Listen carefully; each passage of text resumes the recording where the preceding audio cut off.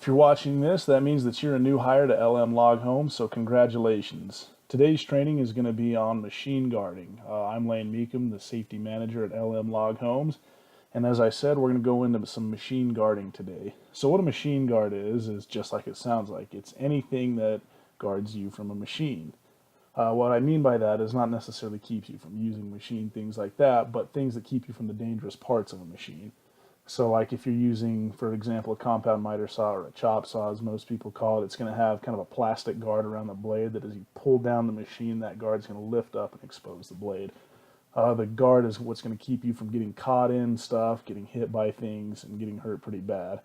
One definition I found online that might expand better is machine guards are tangible materials used to keep employees from having direct contact with the machine's moving parts. Some guards help protect you from kickbacks, flying chips, and splashing liquids. Guards can come in the form of sheet, woven, or expanded mesh steel. Some machine guards are made of wood. This is usually in case of chemical or wood manufacturing industries or operations that involve chemicals that might corrode metal. Basically, what you're going to see more often here is going to be metal and plastic, but we do have some wood also like it said, in certain chemicals.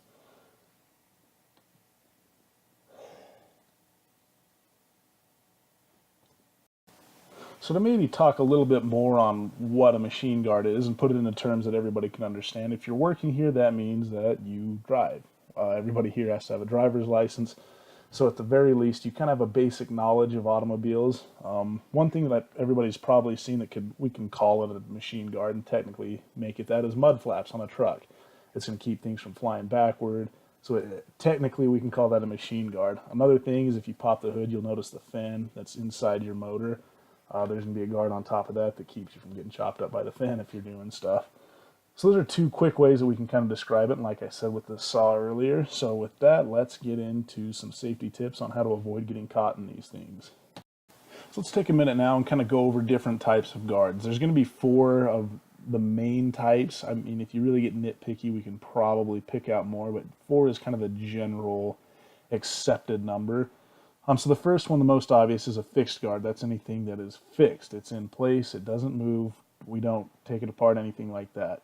If for whatever reason it does need to come off to perform some maintenance, it'll be done by somebody with a little bit more experience, things like that, somebody that's qualified and certified, trained to do it. All power is going to be cut to that machine. It's a big deal. If it's a fixed guard, it's there for a reason, so operations on that machine will be stopped. The next type is an interlocked guard, and an interlocked guard is designed to be removed or open to allow access to the hazard zone. This could be anything kind of like a gate, something simple like that. That'd be the easiest way to describe it. You're going to remove it to get into where you need to go to do the thing you need to do. Next, we have adjustable guards. Adjustable guards are going to be kind of things that you adjust. It's going to be a manual adjustment to make sure that it's set where it's safe for you and you can do what you need to do both. The final type, and the type that's really the best, I guess, the one that we wish we could have them all do if it would be that safe. The problem is it's hard to make these safe, is self-adjusting. So the self-adjusting is going to be anything that keeps you away from the danger on its own. And what I mean by that is something kind of like a compound miter saw or a chop saw, as it's more commonly known as. It's got the guard on top that as you pull the slide, as you push the saw down, that guard slides up to expose the blade. It keeps you as the operator away from that blade while doing the work. So that's what a self-adjusting is, and those are the 4 types. All right, so that's going to conclude our short briefing on machine guarding safety and tips. If you have any other questions, feel free to contact me anytime. My name is Lane Meekum. I'm the safety manager here at LM Log Homes. And as you go about and as we do more trainings, you'll obviously kind of start to accumulate more knowledge on machine guarding and things along those lines. As you start to expand your knowledge, you'll start to understand it more.